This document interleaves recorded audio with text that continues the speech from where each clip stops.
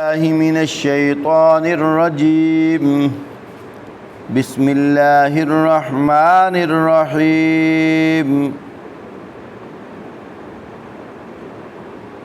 يا أيها الذين آمنوا أطيعوا الله وأطيعوا الرسول وأولي الأمر منكم فإن تنازعتم في شيء فردوه إلى الله والرسول إن كنتم تؤمنون بالله واليوم الآخر ذلك خير وأحسن تأويلا. اے لوگو جو ایمان لائے ہو، اطاعت کرو اللہ کی اور اطاعت کرو رسول کی اور ان لوگوں کی جو تم میں سے صاحب حکومت ہوں. پھر اگر تمہارے درمیان کسی معاملہ میں جھگڑا ہو جائے تو اسے اللہ اور رسول کی طرف پھیر دو. اگر تم واقعی اللہ اور روز آخرت پر ایمان رکھتے ہو، یہی ایک صحیح طریقہ کار ہے اور انجام کے اعتبار سے بھی بہتر ہے. الم تر الی الذین یزعمون انہم آمنوا بما انزل الیک وما انزل من قبلک یریدون ان یتحاکموا الی الطاغوت وقد امروا ان یکفروا به وَيُرِيدُ الشَّيْطَانُ أَن يُضِلَّهُمْ ضَلَالًا بَعِيدًا. اے نبی صلی اللہ علیہ وسلم، تم نے دیکھا نہیں ان لوگوں کو جو دعویٰ تو کرتے ہیں کہ ہم ایمان لائے ہیں اس کتاب پر جو تمہاری طرف نازل کی گئی ہے اور ان کتابوں پر جو تم سے پہلے نازل کی گئی تھی، مگر چاہتے یہ ہیں کہ اپنے معاملات کا فیصلہ کرانے کے لیے طاغوت یعنی شیطان کی طرف رجوع کریں، حالانکہ انہیں شیطان سے کفر کرنے کا حکم دیا گیا تھا. شیطان انہیں بھٹکا کر سیدھی راہ سے بہت دور لے جانا چاہتا ہے. وَإِذَا قِيلَ لَهُمْ تَعَالَوْا إِلَى مَا أَنزَلَ اللَّهُ وَإِلَى الرَّسُولِ رَأَيْتَ الْمُنَافِقِينَ يَصُدُّونَ عَنْكَ صُدُودًا. جب ان سے کہا جاتا ہے کہ آؤ اس چیز کی طرف جو اللہ نے نازل کی ہے اور آؤ رسول کی طرف، تو ان منافقوں کو تم دیکھتے ہو کہ یہ تمہاری طرف آنے سے کتراتے ہیں. فَكَيْفَ إِذَا أَصَابَتْهُمْ مُصِيبَةٌ بِمَا قَدَّمَتْ أَيْدِيهِمْ ثُمَّ جَاءُوكَ يَحْلِفُونَ بِاللَّهِ إِنْ أَرَدْنَا إِلَّا إِحْسَانًا وَتَوْفِيقًا. فرمایا پھر اس وقت کیا ہوتا ہے جب ان کے اپنے ہاتھوں کی لائی ہوئی مصیبت ان پر آ پڑتی ہے. اس وقت یہ تمہارے پاس قسمیں کھاتے ہوئے آتے ہیں اور کہتے ہیں کہ اللہ کی قسم ہم تو صرف بھلائی چاہتے تھے، ہماری نیت تو یہ تھی کہ فریقین میں سے کسی طرح موافقت ہو جائے. اولئک الذین یعلم اللہ ما فی قلوبہم فاعرض عنہم وعظہم وقل لہم فی انفسہم قولا بلیغا. اللہ جانتا ہے جو کچھ ان کے دلوں میں ہے، ان سے درگزر کرو، انہیں سمجھاؤ، ایسی نصیحت کرو جو ان کے دلوں میں اتر جائے. وَمَا أَرْسَلْنَا مِن رَّسُولٍ إِلَّا لِيُطَاعَ بِإِذْنِ اللَّهِ وَلَوْ أَنَّهُمْ إِذ ظَّلَمُوا أَنفُسَهُمْ جَاءُوكَ فَاسْتَغْفَرُوا اللَّهَ وَاسْتَغْفَرَ لَهُمُ الرَّسُولُ لَوَجَدُوا اللَّهَ تَوَّابًا رَّحِيمًا. انہیں بتاؤ کہ ہم نے جو رسول بھی بھیجا ہے اس لیے بھیجا ہے کہ اللہ کے حکم کی بنا پر اس کی اطاعت کی جائے. اگر انہوں نے یہ طریقہ اختیار کیا ہوتا کہ جب یہ اپنے نفس پر ظلم کر بیٹھے تھے تو تمہارے پاس آ جاتے اور اللہ سے معافی مانگتے اور رسول بھی ان کے لیے معافی کی درخواست کرتے تو یقیناً اللہ کو بخشنے والا، رحم کرنے والا پاتے. سبحان اللہ. محترم سامعین، میں انشاءاللہ کوشش کروں گا مختصر خلاصے کے طور پر شان نزول پیش کروں. شان نزول یہ ہے، بشر نامی ایک منافق آدمی تھا. منافق کس کو کہتے ہیں؟ جو اوپر سے تو کلمہ پڑھتا ہو، نماز وغیرہ پڑھتا ہو، لیکن دین اسلام کے ساتھ اس کو رغبت نہ ہو، ایمان کے ساتھ اور ایمان والوں کے ساتھ اس کی رغبت نہ ہو، اس کو منافق کہتے ہیں۔ اس کا نام تھا بشر۔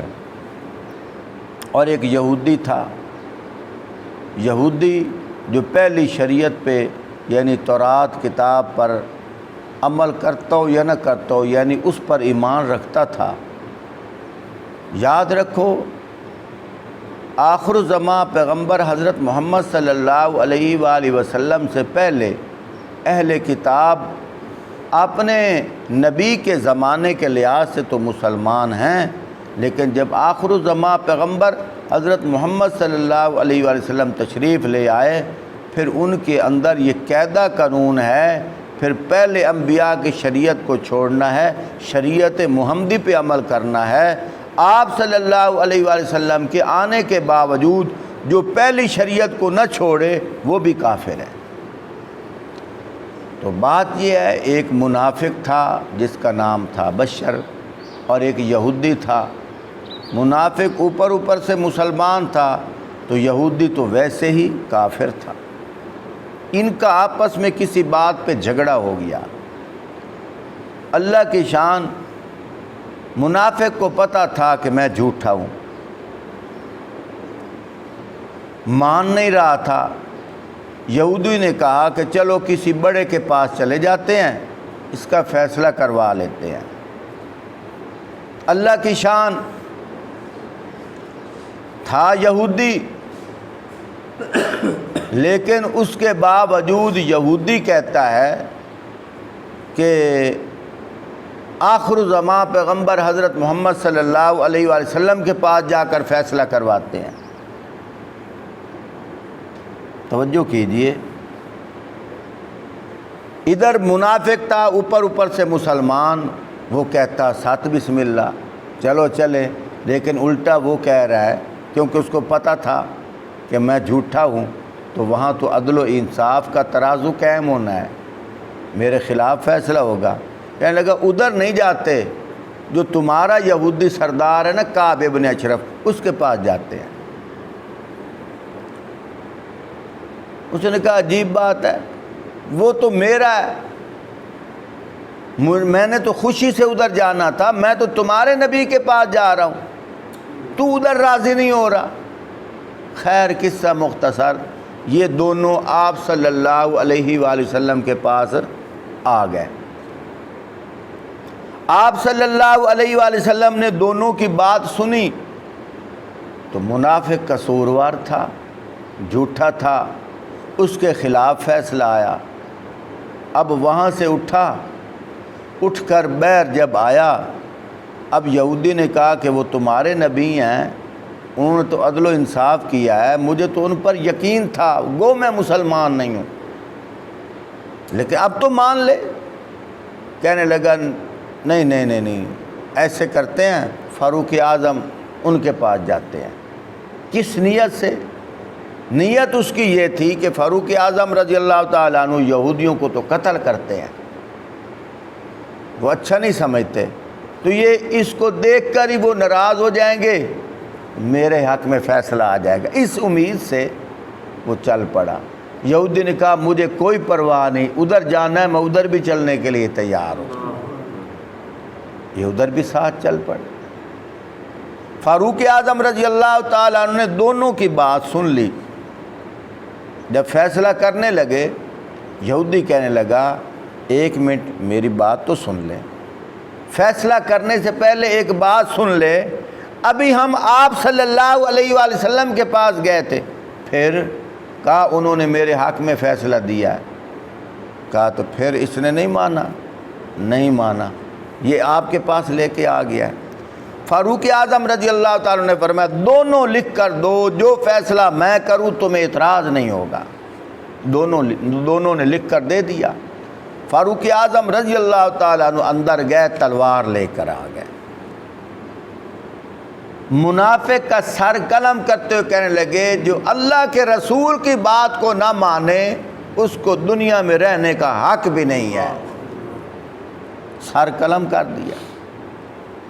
اب وہ جو منافق تھے اس کے اعزاء اقربا وہ جماعت لے کر آ گئے آپ صلی اللہ علیہ وآلہ وسلم کے پاس، کہنے لگے جی وہ جی مسلمان تھا، مسلمان کو بغیر عذر کے قتل کرنا یہ جائز نہیں، اس طرح کے نا، یعنی کہ ایسا طریقہ اپنایا کہ فاروق اعظم رضی اللہ تعالیٰ عنہ پر دیت لاگو ہو جائے۔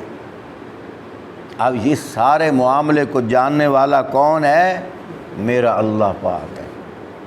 ابھی یہ معاملہ جب فاروق اعظم رضی اللہ تعالیٰ عنہ کے خلاف انہوں نے درخواست پیش کی تھی، آپ صلی اللہ علیہ وآلہ وسلم کیا خبر کیا فیصلہ فرماتے؟ ابھی یہ درخواست پیش ہی ہوئی تھی، اللہ پاک نے قرآن نازل فرما دیا، فرمایا میرے محبوب قصوروار یہی منافق ہے، یہ اوپر سے تو اسلام کا دعویٰ کر رہے ہیں، یہ مسلمان تھے ہی نہیں۔ اگر یہ مسلمان ہوتے تو میرے فیصلے، اے نبی تیرے فیصلے کے بعد ان کو یقین آ جانا چاہیے تھا۔ مقصد یہ ہے فاروق اعظم رضی اللہ تعالیٰ عنہ کی حمایت میں اللہ پاک نے قرآن نازل کر دیا۔ اللہ پاک نے یہاں ایک اور بات ارشاد فرمائی ہے، کیا فرمایا؟ فرمایا میرے محبوب جب آپ نے فیصلہ کیا تھا تو وہ جب بہر گیا تو فیصلے کا اس نے انکار کیا، یہ تھی میرے محبوب تیری شان میں غلط ناراضگی، گستاخی، بے ادبی، اور اسی بے ادبی کو میں اللہ برداشت نہیں کرتا، اسی وجہ سے میں اللہ ناراض ہو گیا، وہ منافق گناہگار ہو گیا۔ لیکن آگے اللہ پاک کیا فرماتے ہیں؟ میرے محبوب اس سے جو غلطی ہو گئی تھی یہ الٹا وہ مجھ سے معافی مانگتا، مجھ سے معافی مانگتا اور تیرے پاس آ جاتا، میرے محبوب تم بھی میرے پاس سفارش کرتے، تم بھی سفارش کرتے، میں اللہ اسے معاف کر دیتا۔ نہ اس نے مجھ سے دعا مانگی، نہ وہ میرے محبوب تمہارے پاس آیا۔ یہاں ایک بات بڑی عجیب کرنے لگا ہوں، ساتھ حوالہ بھی دوں گا۔ حضرت علی رضی اللہ تعالیٰ عنہ فرماتے ہیں کہ یہ آیت صرف آپ صلی اللہ علیہ وآلہ وسلم کی نبوت تک، ظاہری زندگی تک نہیں ہے، بلکہ آپ صلی اللہ علیہ وآلہ وسلم اپنے روضہ اقدس کے اندر ہیں، اب بھی اگر کوئی آنا چاہے یہ آیت اب بھی پوری اتر رہی ہے۔ اور پھر ساتھ ہی فرماتے ہیں حضرت علی رضی اللہ تعالیٰ عنہ ساتھ ہی فرماتے ہیں کہ ابھی ہم نے آپ صلی اللہ علیہ وآلہ وسلم کا جب انتقال ہوا، ان کو دفن کرتے ہوئے ابھی 3 دن نہیں گزرے تھے، 3 دن نہیں گزرے تھے، دیہات سے ایک آدمی آ گیا، اس سے کوئی گناہ ہو گیا ہوگا، وہ آپ صلی اللہ علیہ وآلہ وسلم کے روضہ اقدس پہ آ کر اس نے رونا شروع کر دیا، اور یہی آیت پڑھ رہا ہے، یہی وَلَوْ أَنَّهُمْ إِذ ظَّلَمُوا أَنفُسَهُمْ جَاءُوكَ فَاسْتَغْفَرُوا اللَّهَ وَاسْتَغْفَرَ لَهُمُ الرَّسُولُ لَوَجَدُوا اللَّهَ تَوَّابًا رَحِيمًا۔ اللہ پاک کیا فرماتے ہیں؟ فرمایا ہم نے جو رسول بھی بھیجا ہے اس لیے بھیجا ہے کہ اللہ کے حکم کے بنا پر اس کی اطاعت کی جائے۔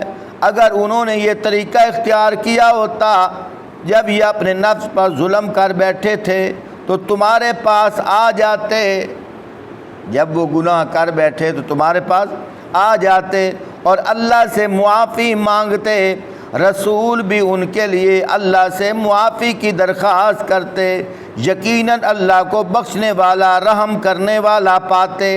یہ آیت اتری تو اس وقت تھی نا اس معاملے پہ، لیکن حضرت علی رضی اللہ تعالیٰ فرماتے ہیں کہ آپ صلی اللہ علیہ وآلہ وسلم کا جب انتقال ہوا تو ابھی 3 دن نہیں گزرے تھے، ایک آدمی آیا روضہ اقدس پہ آ کر اس نے رونا شروع کر دیا، یہی آیت بار بار پڑھ رہا تھا۔